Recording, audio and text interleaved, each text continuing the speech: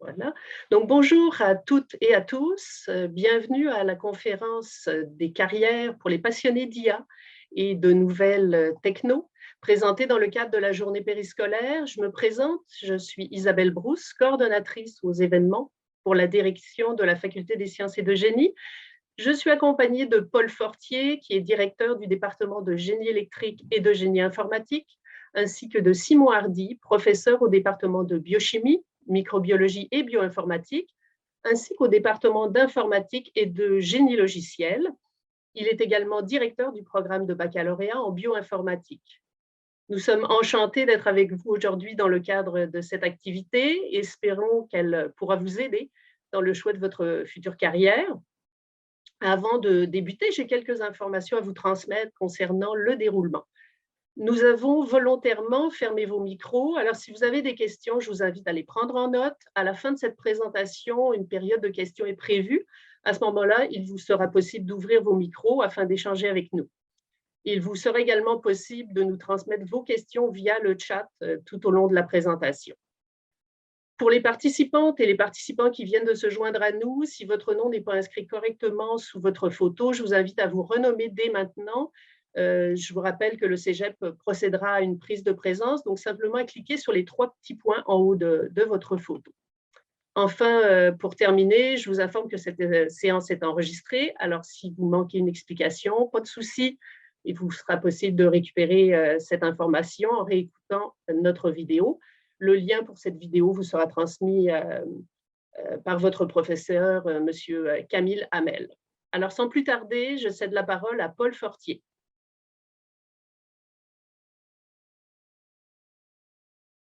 Bonjour tout le monde, bienvenue à l'Université Laval, bienvenue à la Faculté de sciences et génie. Aujourd'hui, on va tenter de un peu démystifier les programmes qui tournent autour des technologies de l'information où il y a de l'intelligence artificielle. Alors, moi, je parle en premier, je vais parler du département de génie électrique et de génie informatique et en particulier du programme de génie informatique. Mais je vais quand même mentionner un petit peu le génie électrique et puis je vais tenter de montrer les différences et ce qu'il y a en commun aussi entre ces deux programmes-là et aussi avec l'informatique. Alors, diapositive suivante, s'il vous plaît. Le génie électrique et le génie informatique, c'est présent dans différents aspects de notre vie. Évidemment, quand on pense génie électrique, on pense beaucoup à Hydro-Québec. On pense aussi à donc l'industrie lourde. On voit ici de la robotique, donc des robots qui sont évidemment fonctionnent à l'électricité, des centrales électriques. Des choses aussi comme les télécommunications, on voit des antennes, les téléphones cellulaires, donc les communications aussi. Des choses comme l'avionique, l'aide au mouvement ou encore, évidemment, les drones. Donc, évidemment, dans tous ces aspects-là, il y a un aspect électrique. On utilise l'énergie électrique pour faire le mouvement. Puis, on utilise aussi quand même l'électricité aussi pour les signaux, donc l'intelligence dans le système. Évidemment, il y a de la programmation. Diapo suivante, s'il vous plaît. Donc, d'autres aspects, on voit ici, évidemment, plus du côté de la science ou du biomédical, différents appareils, un radiotélescope, une sonde spatiale. Donc, il y a des communications encore. Le Polyscan ici, c'est un système de vision là, pour être capable de mesurer la forme d'objets. Vous avez un appareil de mesure là, de la compagnie Telops et un système qu'on trouve dans les hôpitaux. Donc, beaucoup de biomédical, évidemment, il y a beaucoup de génie électrique et de génie informatique. Je dirais que peut-être une des premières choses, si on regarde le génie électrique, on utilise l'électricité, comme je l'ai mentionné, pour, si vous voulez, la puissance pour faire le mouvement. Donc, on transforme l'énergie électrique en énergie mécanique. Et donc, l'énergie. Et aussi, quand on regarde plutôt l'électronique, c'est qu'on utilise l'électricité comme un moyen de communication, de contrôle, de transmettre des signaux. Le génie informatique, c'est en fait le génie des ordinateurs. Donc, en anglais, c'est computer engineering, peut-être le terme est plus approprié. Ça veut dire qu'on parle de systèmes embarqués, de processeurs, mais évidemment, il faut les programmer. Donc, il y a une partie programmation importante, mais il y a toujours le matériel qui est en arrière de ça. Diapo suivante. Donc, on voit encore d'autres utilisations, en particulier ici, vous voyez le véhicule avec une borne de recharge. La borne de recharge, oui, c'est très génie électrique, mais en même temps, les bornes, elles doivent savoir quand est-ce que la pile est pleine. Elles doivent aussi pouvoir communiquer avec un endroit central pour la facturation. Donc, il y a tout quand même une intelligence en arrière de ça. Donc, il y a du génie informatique et il y a même de l'informatique. On voit une petite carte ici électronique. C'est ce genre de carte-là, par exemple, que les étudiants en génie électrique, génie informatique peuvent même fabriquer dans le cadre de projets. Diapo suivante. Donc, là, ici, je veux peut-être illustrer avec un exemple. Bon, ça peut être l'air ancien, c'est une caméra, mais les professionnels en photographie n'utilisent pas leur iPhone pour prendre des photographies, ils utilisent encore des caméras numériques, mais ça peut être aussi représenter la caméra numérique qui se trouve à l'intérieur de votre téléphone cellulaire. Alors, pour illustrer peut-être la différence entre le génie électrique et le génie informatique et même l'informatique, je prends cet exemple-là. Vous avez ici donc un système qu'on appelle un système électronique embarqué. Donc, ça veut dire que vous avez un appareil avec de l'électronique, de l'intelligence, un processeur à l'intérieur. Alors, si on regarde, on part de la gauche et on s'en va vers la droite, vous avez d'abord un objectif. Donc, ça, c'est externe, si vous voulez, à l'électronique. Vous avez un capteur d'image. Ensuite de ça, donc, il y a des petites cellules, bon, ce sont des pixels en fait. C'est converti, le signal qui est analogique est converti en un signal numérique. C'est mis à l'intérieur d'un système de traitement de l'information. On voit le DSP et ça s'affiche sur l'écran, sur un petit écran. On a aussi une mémoire numérique, une mémoire flash pour emmagasiner les photos. En même temps, ça, c'est la partie, je dirais, où on prend la photo, mais en bas, ce que vous voyez, si on regarde plutôt à droite, donc vous avez une source d'énergie, donc il y a une batterie à l'intérieur. Ça, c'est la partie plus génie électrique. Donc, vous devez gérer l'alimentation, gérer l'énergie à l'intérieur de cette caméra-là, donc avec une pile rechargeable. Donc, à l'extérieur, ça serait le chargeur de la caméra. Et vous avez un microprocesseur qui, en bas à gauche, qui gère tout le système, qui gère, par exemple, l'ouverture et la fermeture de l'objectif, même s'il y a un téléobjectif électrique, ça va bouger aussi avec des petits moteurs, donc qui gère tout ça. Donc, ça, c'est ce qu'on appelle un système embarqué. Et donc, on voit que même s'il y a une partie mécanique, électromécanique, il y a une partie d'énergie, il y a quand même toujours un microprocesseur.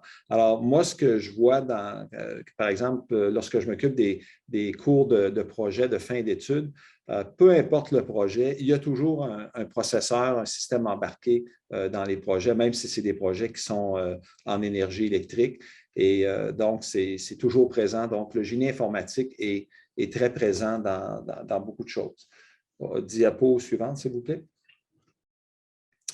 Donc, si on regarde ici un petit peu les deux domaines, génie électrique, génie informatique, donc, génie électrique se préoccupe plutôt du matériel, donc les actionneurs, le capteur d'image, l'amplificateur, le multiplexeur, l'écran, la pile, l'alimentation, les processeurs, mais la partie matérielle du processeur.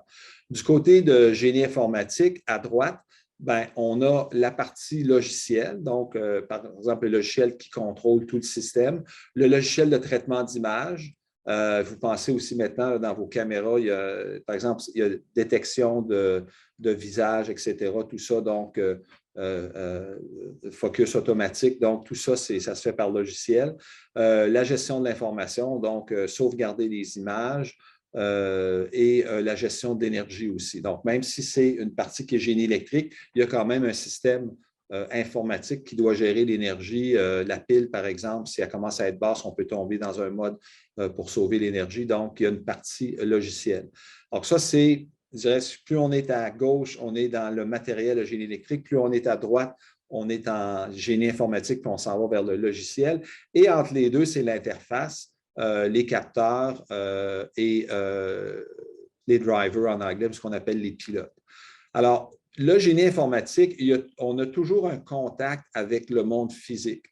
Ça veut dire qu'on prend des signaux qui viennent du monde réel, que ce soit des images, que ce soit aussi, par exemple, des signaux venant de senseurs.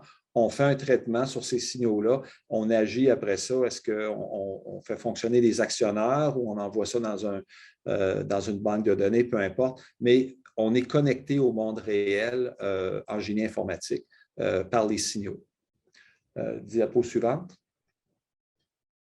OK. À l'Université Laval, donc, le génie informatique, en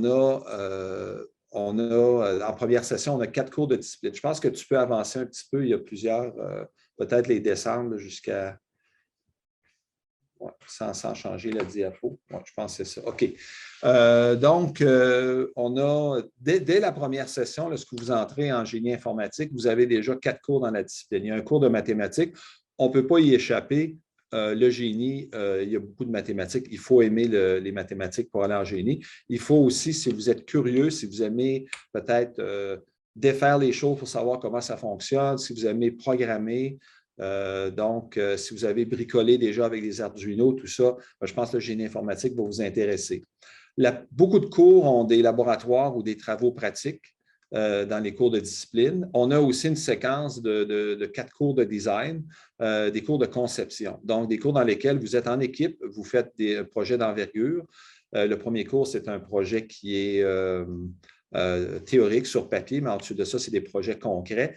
Le 4e cours, c'est un projet qui est libre. Les autres fois, c'est des projets imposés. Le 4e cours, c'est un projet libre que vous pouvez faire avec une industrie ou avec un professeur dans son laboratoire de recherche.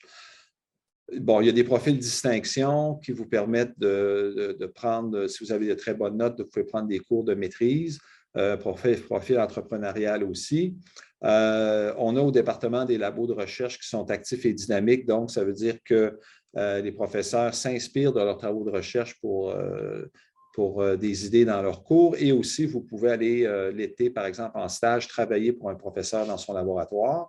Il y a des projets étudiants à l'extérieur de l'académique, comme Robocop, faire un petit robot qui joue au soccer, Formule SAE électrique, donc un véhicule de course électrique, la fusée Goal, donc une fusée. Évidemment, il y a une partie propulsion qui intéresse peut-être plus les étudiants en génie mécanique, mais il y a toute la partie télémétrie qui est très génie informatique. Et évidemment, on a de l'interdisciplinarité dans les cours de design, par exemple. Vous travaillez avec des étudiants de génie logiciel, de génie physique. Prochaine diapo. Et bon, on a une bonne formation fondamentale, on est reconnu pour ça. Merci. OK, la prochaine. Juste ici pour présenter le génie informatique rapidement, là, je ne vais pas trop aller dans le détail. Évidemment, je vous invite à aller voir les programmes sur notre site Web. Donc, on a l'électronique des systèmes embarqués, les systèmes d'information, les réseautiques et systèmes distribués, les systèmes intelligents. C'est là, par exemple, que vous pouvez prendre des cours en intelligence artificielle. On a aussi une bonne force, une très grande force, en fait, en vision numérique. Bon, pour chaque domaine, vous avez différentes fonctions, par exemple, d'analyse, de conception, de gestion, de communication et aussi de recherche. Prochaine diapo. En génie informatique, c'est un baccalauréat en ingénierie. Ça vous donne accès à l'Ordre des ingénieurs. Donc, pour être ingénieur, pour exercer la profession d'ingénieur au Québec, il faut être membre de l'Ordre des ingénieurs. On respecte certaines normes. C'est 120 crédits avec un stage obligatoire. Donc, 120 crédits, ça veut dire sur 4 ans, 30 crédits par année, 15 crédits par session. Prochaine diapo. Ça ici, ce sont les 12 qualités de l'ingénieur. C'est ce qu'on essaie d'inculquer. Évidemment, la qualité numéro 1, c'est les connaissances en génie, mais vous voyez que la formation d'ingénieur, on fait c'est une formation complète, notamment en communication, le professionnalisme, l'équité, l'apprentissage continu. Donc, ce n'est pas seulement des notions de génie et de mathématiques qu'on vous inculque, mais on vous apprend comment utiliser, par exemple, des outils informatiques pour plus tard dans votre profession. Prochaine diapo. Bon, ça, c'est un peu pour montrer la structure de l'université où il y a 17 facultés. Au département, si vous regardez en bas, on a 24 professeurs, 3 professionnels, 9 techniciens, 3 secrétaires, 300 étudiants au premier cycle, à peu près 150 étudiants au deuxième et troisième cycle. Donc, on est très, très fort en recherche. On a beaucoup d'étudiants de maîtrise et de doctorat et vous allez les rencontrer lorsqu'ils sont, par exemple, des correcteurs ou des dépanneurs qu'on appelle, ils vous aident dans les laboratoires. Prochaine diapo. Ça, la prochaine diapo, s'il vous plaît. Ça, c'est un peu le corps professoral où ils ont obtenu leur doctorat, donc dans diverses universités aux États-Unis et en Europe. Prochaine diapo. Et ici, je veux juste parler des entreprises où vous allez faire des stages. Je ne vais pas beaucoup parler des stages. On n'est pas un programme coop, mais il y a un stage obligatoire. Vous pouvez faire jusqu'à 4 stages dans des entreprises qui sont de la région de Québec ou des entreprises ailleurs au Québec, des PME, comme de très, très grandes multinationales. Vous pouvez aussi faire votre stage dans le labo d'un prof à l'Université Laval. Et je termine avec la dernière diapo qui parle de la journée carrière. Bon, là, évidemment, avec la pandémie, il n'y en a pas tellement eu, mais vous avez l'occasion de rencontrer sur le campus. Vous aurez sûrement l'occasion, parce que j'espère que la pandémie va être terminée. Les employeurs viennent sur le campus, viennent ici là, au pavillon Pouliot et au pavillon Vachon pour vous rencontrer. C'est souvent un peu les mêmes employeurs qui sont dans les stages, mais présentement, le marché de l'emploi, évidemment, comme vous le savez, est excellent. Alors, merci beaucoup. Ça a été assez rapide. J'espère que j'ai quand même pu vous intéresser au génie informatique et je serai là après la présentation de mon collègue pour pouvoir répondre à vos questions. Donc, je laisse la parole à Simon Hardy maintenant. Merci, Paul. Moi, je vous amène vraiment à l'extrémité du spectre dont Paul a parlé, là où il y a le matériel, les interfaces et ensuite le logiciel. Donc, on va parler des différents programmes qui touchent l'informatique à l'Université Laval. Je pense que c'est une surprise pour personne qu'il y a des grands besoins en technologie de l'information d'avoir des individus qui ont les compétences et l'expertise pour travailler en informatique. L'informatique est omniprésente dans nos vies. On a toutes sortes d'applications. Et donc, même avant qu'on parle de pénurie généralisée dans le monde de l'emploi, il y avait déjà une pénurie en technologie de l'information. Donc, en informatique, bien sûr, au départ, ce qu'on pense tout de suite, c'est coder, programmer. C'est l'aptitude fondamentale en informatique. Donc, peut-être ceux qui ont déjà touché à la programmation reconnaîtront ici un langage de programmation particulier. On est dans un environnement de programmation ici pour faire du Python. Mais l'informatique, c'est plus large que ça. C'est vraiment juste la fondation. On peut faire du travail en sécurité informatique. Il faut protéger nos données. Il faut avoir des protocoles sécuritaires pour des communications, des transactions bancaires. On peut travailler en info nuagique, toutes les applications web. On a tellement d'appareils maintenant qui sont connectés. Le monde du divertissement a besoin d'informatique aussi. Le multimédia, les jeux vidéo, des grands besoins là aussi, puis des expertises au Québec. Un domaine complètement en émergence, du moins dans l'industrie, mais l'intelligence artificielle, de créer des algorithmes qui ont la capacité d'apprendre, qui créent leurs propres règles pour accomplir certaines tâches. Dans l'analyse d'images, reconnaître des races de chiens sur des photos, de la reconnaissance vocale, on est en intelligence artificielle pour faire ça. Puis au département aussi, on touche quand même à la robotique parce qu'il y a des logiciels très importants qui doivent se trouver là. Les véhicules autonomes, on parle des voitures, entre autres, qui sont sans conducteur. Ils doivent analyser beaucoup d'informations puis prendre des décisions. Donc, ou même des algorithmes pour la préemption. Donc, arriver à prendre un objet sans l'écraser. Il y a des questions informatiques importantes là aussi. Donc, dans les types de formations qui sont offertes, moi, je vais parler principalement des programmes de bac, mais c'est tous des programmes branchés sur les besoins actuels du marché. On est en contact avec l'industrie pour connaître les différents besoins qui s'expriment, mais toujours en étant affût des besoins futurs. Si on vous forme uniquement pour le marché d'aujourd'hui, vous aurez des problèmes dans 5-10 ans. L'intelligence artificielle au département, on en faisait déjà il y a 20 ans. Là, et ces révolutions-là, ça se prépare.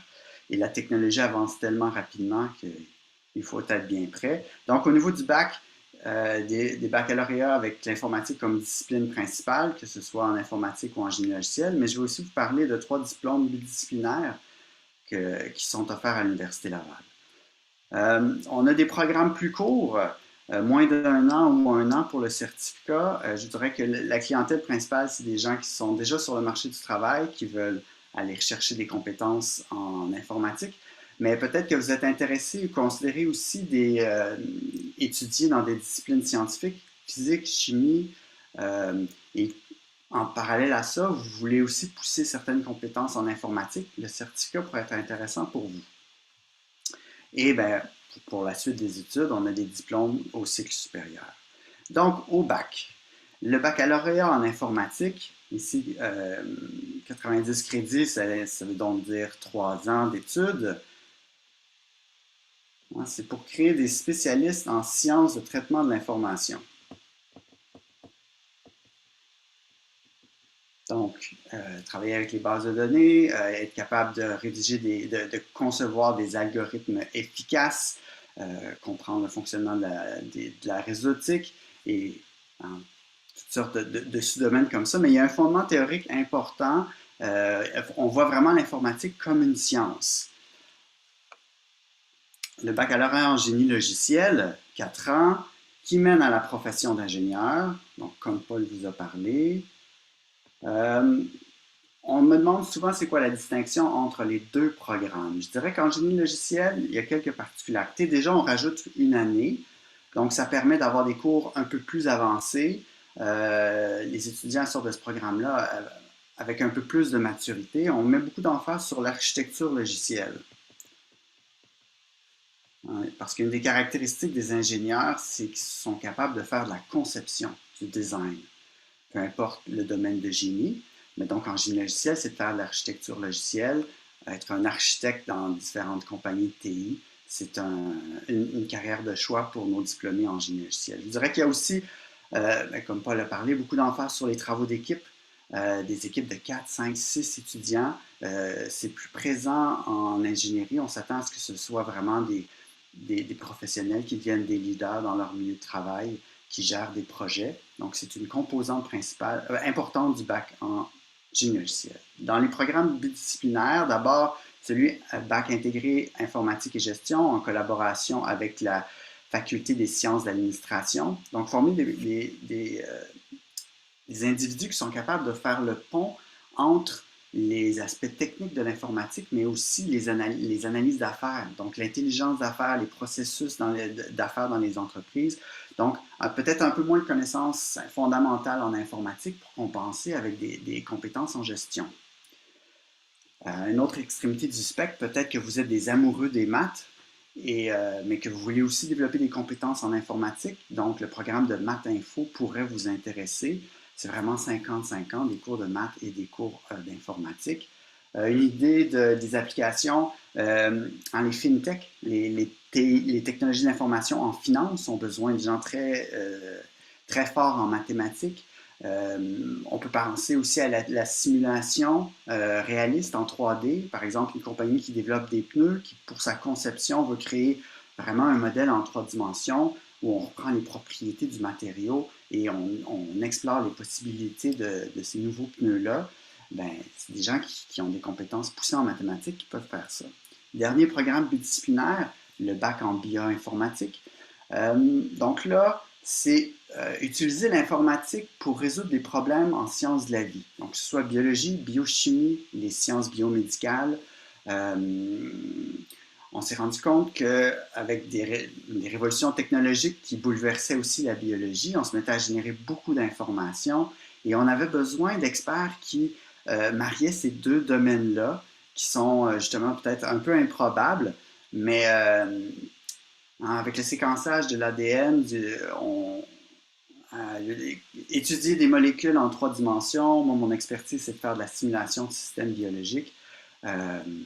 On a besoin, bien sûr, de ces gens-là en recherche, mais aussi en entreprise de biotechnologie. Medicago, ici à Québec, a besoin de bioinformaticiens.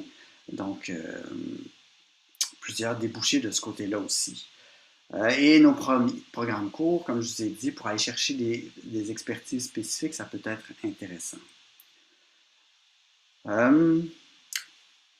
Je vais passer rapidement là-dessus, uniquement pour vous dire, à la maîtrise, il y a deux voies possibles. On peut faire une maîtrise orientée plus vers l'industrie professionnelle, donc ça va être la maîtrise avec stage, moins composante de recherche, mais on travaille entre autres avec des différentes entreprises pour offrir des stages de niveau maîtrise en intelligence artificielle. Mais si vous voulez être vraiment à la frontière du savoir actuel, développer des aptitudes de recherche, travailler en recherche et développement, bien là, c'est la maîtrise avec mémoire, puis peut-être même éventuellement le doctorat qui pourrait vous être intéressé. Vous travaillez sous la supervision d'un professeur et vous devez vraiment faire de la recherche scientifique. Caractéristiques de la formation, si vous venez chez nous, l'informatique est une science appliquée. Donc, bien sûr, il y a des cours plus théoriques, mais il y a beaucoup de cours où il y a énormément de pratiques. Donc, on fait des travaux pratiques en plus des examens. Il va y avoir des laboratoires, la mise en place de projets, là, dont je vous présente dans les prochaines diapos. On faisait déjà de la formation académique à distance avant la pandémie. Donc, on n'a pas uniquement des étudiants dans la région de Québec. Beaucoup de nos étudiants travaillent en même temps que les études, donc d'offrir cette flexibilité-là, ça intéresse plusieurs étudiants. On a une vie étudiante dynamique. Paul en a déjà parlé. Je vais compléter avec d'autres clubs qui sont offerts au département. La possibilité de faire des stages dans notre milieu de recherche avec les professeurs, tant au premier cycle que pour poursuivre au cycle supérieur.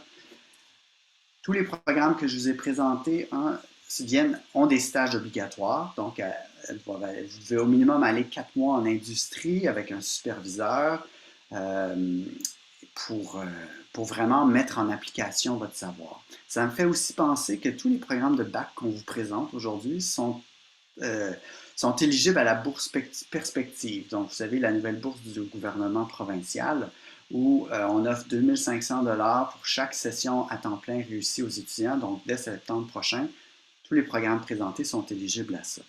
On va reprendre les profils internationaux. Donc, vous avez aussi la possibilité d'aller faire 1 ou 2 sessions à l'étranger dans des universités partenaires. Au niveau des projets, ici un jeu d'échecs. Peut-être que vous ne me croirez pas, mais ça, c'est développé par des étudiants de première année dans le cours d'introduction à la programmation. Donc, c'est un cours où il y a un projet important qui est souvent un jeu à développer. Donc, moi, à mes étudiants, j'ai déjà demandé le jeu des mineurs, un jeu de dés.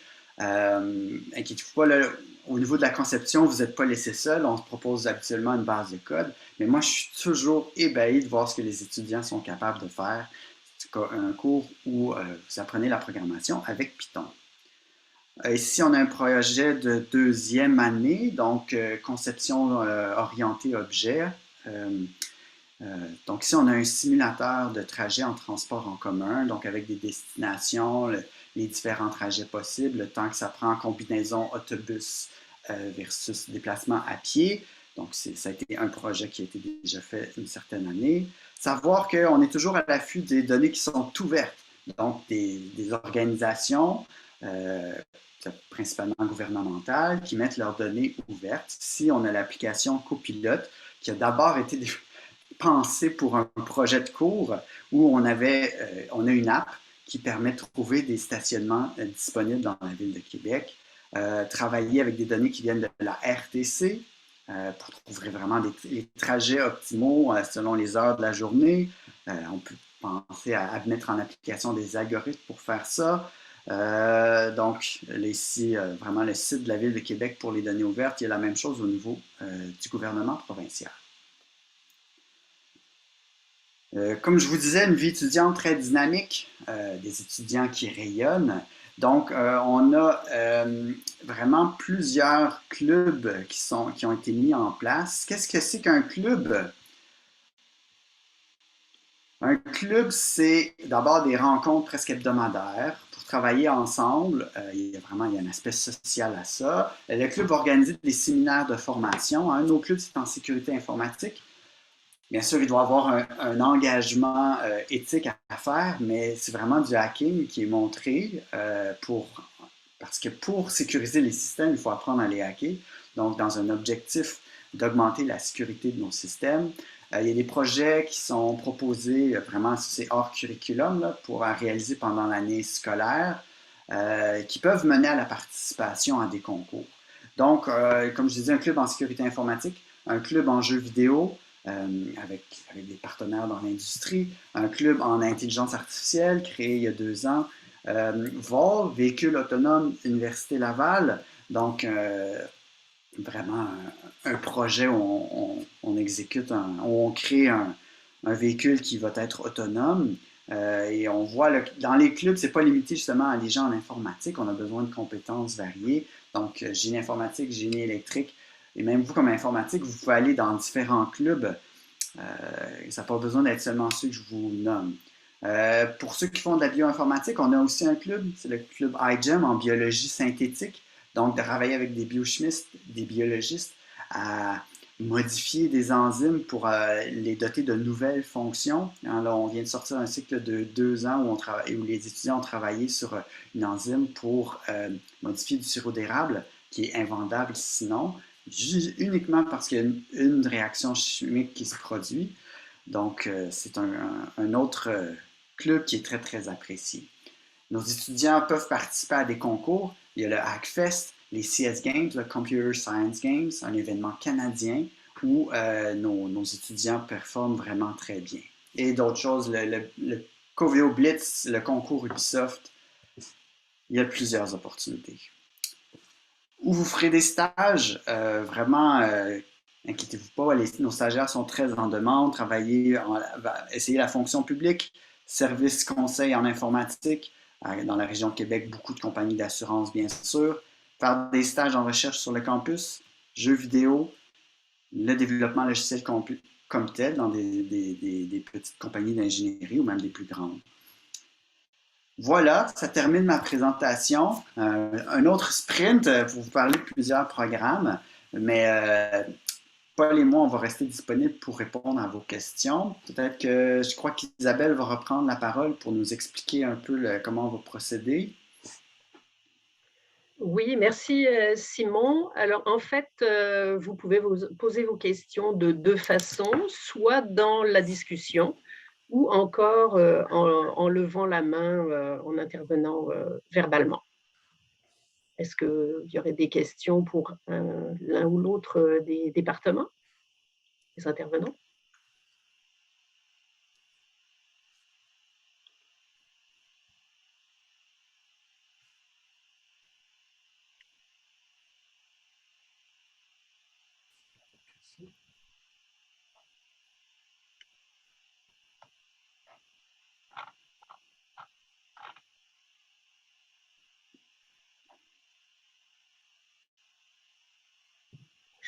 Je n'entends pas de questions. Ah oui, on a Cédric qui a levé la main. Oui. Est-ce qu'il y a des prérequis spécifiques pour entrer dans les programmes ou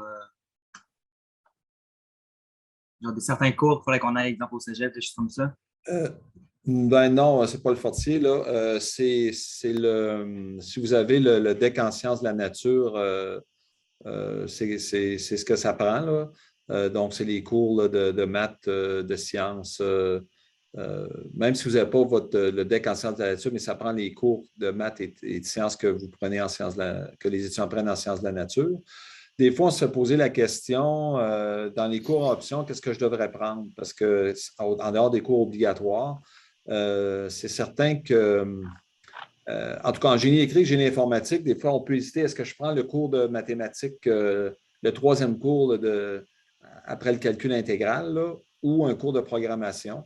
Bon, c'est au choix, mais je pense que si vous êtes vraiment intéressé aux technologies de l'information, puis si vous avez l'occasion de prendre un cours de programmation, ça peut aider parce que c'est souvent un sujet que les étudiants trouvent difficile en rentrant, c'est la programmation parce que c'est complètement différent des mathématiques ou d'un cours de sciences. Mais sinon, on accepte tous les étudiants là, qui ont un DEC en sciences de la nature. Je pourrais rajouter qu'en informatique, c'est pas le DEC en sciences de la Ouais, c'est nature vrai. complet Ouais, qui c'est est vrai. demandé, que les mathématiques sont suffisantes. Ouais, c'est vrai. Et si jamais vous n'avez pas certains prérequis, qui vous manque par exemple un cours de cégep, vous avez la possibilité de faire une demande d'admission quand même. Il faut savoir que ces cours-là sont aussi offerts à l'université. Donc, vous pouvez vous inscrire à une session où vous faites à la fois le cours qui vous manque et puis vous commencez votre scolarité universitaire en même temps. C'est comme une poursuite autorisée. C'est sûr que il faut réussir le cours de cégep pour pouvoir continuer le baccalauréat, mais il y a ça qui est possible. Je sais que l'information qu'on a eue, c'est qu'il y a beaucoup d'étudiants qui sont au DEC général, là, ici dans l'auditoire. Peut-être qu'il y a des gens qui sont en technique aussi. Savoir qu'il y a des passerelles DEC-BAC qui existent pour certains programmes. En ingénierie, donc que ce soit, je pense que c'est le cas aussi en génie informatique, mais en génie logiciel, il n'y a pas de passerelle. Il y a des exigences au niveau de l'accréditation des programmes. Il faut qu'il y ait un certain nombre d'ingénieurs, de cours enseignés par des ingénieurs. Donc, dans ce cas-là, les DEC-BAC sont plus difficiles. Mais il y a des DEC-BAC pour le baccalauréat en informatique, pour le baccalauréat en bioinformatique aussi, où là, on vous crédite plusieurs cours de première année. Vous faites 3 ans au cégep, puis là, par la suite, vous faites habituellement 2 ans temps plein qui vous reste pour obtenir le bac. Est-ce que ça répond à ta question, Cédric? Oui, merci.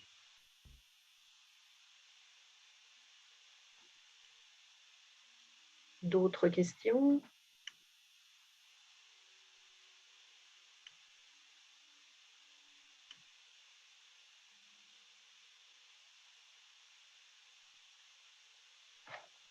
Je ne vois pas d'autres questions.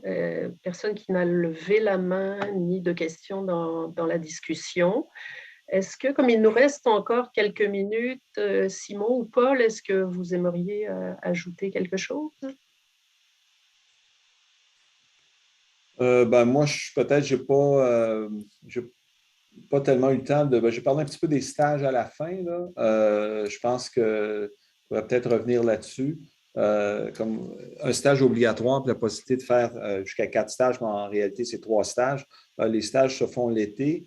On a un service de placement qui s'appelle maintenant Service de développement professionnel extraordinaire à l'université, qui est là aussi pour essayer de vous aider à trouver un emploi à la fin de vos études, même si on dit que le taux d'emploi est très bon et tout ça, c'est quand même bon d'avoir ce service-là. Puis aussi, il vous aide aussi pour les stages, non seulement là, pour trouver un stage, afficher les stages, mais aussi pour préparer vos CV. Vous préparez à des entrevues aussi. Il y a même une formation en fait obligatoire avant d'aller faire un premier stage, parce que c'est important de ne pas arriver à froid. Peut-être que vous avez sûrement eu des emplois déjà, mais bon, dans des emplois d'étudiants, on pourrait dire, mais là, quand c'est un emploi dans votre vie professionnelle, c'est important de bien se présenter, de bien se vendre et d'avoir un CV là, qui fait ressortir vos forces.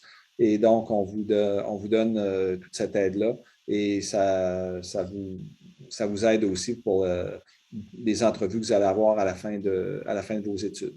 Et donc, les stages sont évalués. Vous avez généralement une présentation à faire à la fin et ou un rapport. Et il y a aussi un suivi qui est fait tout au long du stage, puis une évaluation qui est faite par la personne qui vous supervise en stage. Beaucoup de stages, évidemment, ont été faits à distance pendant la pandémie, mais là, on a évidemment de plus en plus de stages qui se font physiquement dans les entreprises. Je ne sais pas, il n'y a pas d'autre chose à rajouter. Moi, j'ai un sujet que j'ai mis de côté parce que je trouvais que j'avais pas le temps, mais là, je vais prendre le temps de l'aborder. Il y a aussi ce qu'on appelle le Centre de relève en TI, en technologie de l'information, qui est une initiative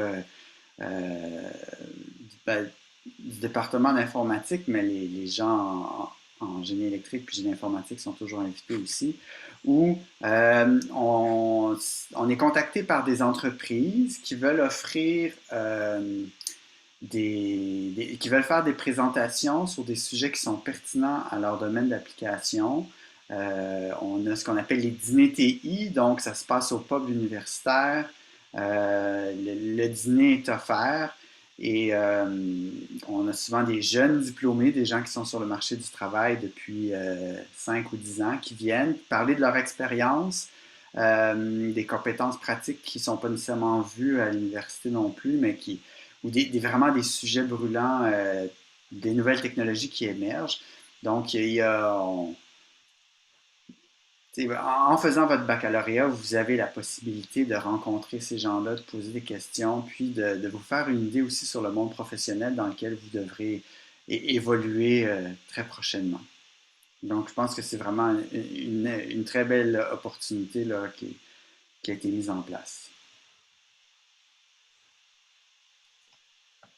Parfait. Donc, est-ce qu'il y a une dernière petite question? Sinon, on mettrait fin à la présentation de ce matin.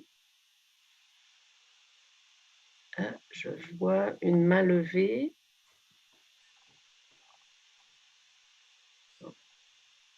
Oui, Joseph. Oui, voilà, je ne voyais pas le nom, merci. Oui, d'abord, j'avais une question.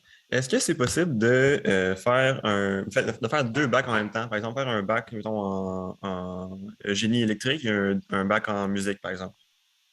Oui, c'est possible. Il y en a qui l'ont fait, je sais, là, par expérience. Ce n'est pas évident parce qu'on ne vous oblige pas à être à temps plein. Par contre, il faut faire attention dans les baccalauréats. Vous ne pourrez pas prendre 10 cours en même temps. En tout cas, théoriquement, vous pourriez, mais il n'y a pas un directeur de programme qui va vous laisser faire ça. C'est possible de prendre peut-être, normalement, c'est 5 cours. Il y en a qui peuvent prendre peut-être 6 cours. Il faut faire attention aux prérequis. Hein. Il y a des cours, là, il y a des séries de cours. Par exemple, il y a un cours de maths qui est prérequis, un cours de circuit qui est prérequis, un cours d'électronique. Alors, il faut faire cette séquence-là. Alors, si vous dites, je ne ferai pas le cours de maths, l'année, vous pouvez vous retarder d'1 an dans votre diplomation. Alors, il faut essayer de se bâtir un programme puis être conscient qu'évidemment, vous ne ferez pas 2 bacs en 3 ans ou en 4 ans. Ça va probablement vous prendre 6 ans ou 7 ans. Il y a possibilité de prendre des cours l'été aussi. On n'est pas des programmes coop, mais il y a des cours en informatique qui donnent quelques cours l'été.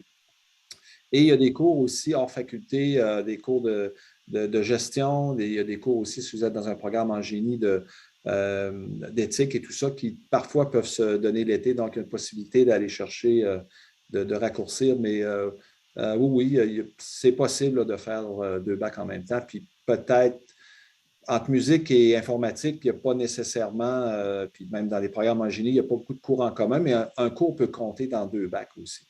Si jamais, peut-être un cours de gestion, par exemple, c'est possible qu'il soit option en mathématiques, puis qu'il soit option en génie en informatique. Donc, ou peut-être un cours de programmation pourrait compter en musique aussi, je ne sais pas. Là. Mais donc, il peut y avoir une petite synergie, mais oui, c'est possible. Oui, donc ça demande de la planification, en effet, de bien faire son choix de cours pour ne pas se retrouver à manquer des préalables. Puis, mais oui, il y a quelques crédits qui peuvent se recouper. Habituellement, il y a un cours de langue qui est demandé dans les programmes. Il peut y avoir un cours hors faculté aussi. Donc là, on a justement, le cours de musique devient un cours hors faculté pour le programme de génie informatique, par exemple. Donc, mais on ne peut pas penser faire deux bacs en la moitié du temps. Là. Je sais que les decks, hein, les doubles decks qu'il y a au cégep, justement où il y a la musique, par exemple, je pense que c'est possible de les faire en 3 ans. Il y a un petit peu plus de superposition dans les cours. C'est moins possible dans des baccalauréats qui sont éloignés au niveau du sujet. Ouais.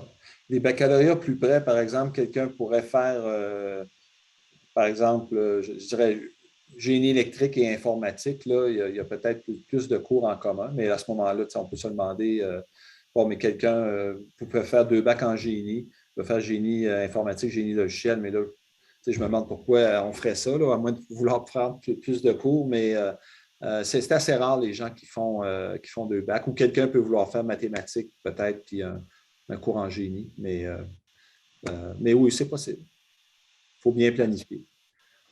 Moi, j'ai vu un étudiant qui a fait un bac en musicologie, puis qui est venu en bioinformatique par la suite. Ouais. Ouais, par après, oui, c'est ça. Merci beaucoup, Paul et Simon. C'est ce qui met fin à la présentation. Si vous avez d'autres questions concernant les programmes de la FSG, je vous invite à nous les acheminer. Vous avez à l'écran présentement les courriels de Paul Fortier et de Simon Hardy. Vous avez également les coordonnées de Nathalie Garneau, qui est la responsable d'information sur les études. Donc, elle a même un agenda en ligne, donc vous pouvez prendre rendez-vous avec elle si vous avez d'autres questions. Je vous souhaite une belle fin de journée. Au plaisir de vous retrouver à la Faculté des sciences et de génie. Au revoir. Au revoir tout le monde. Au revoir.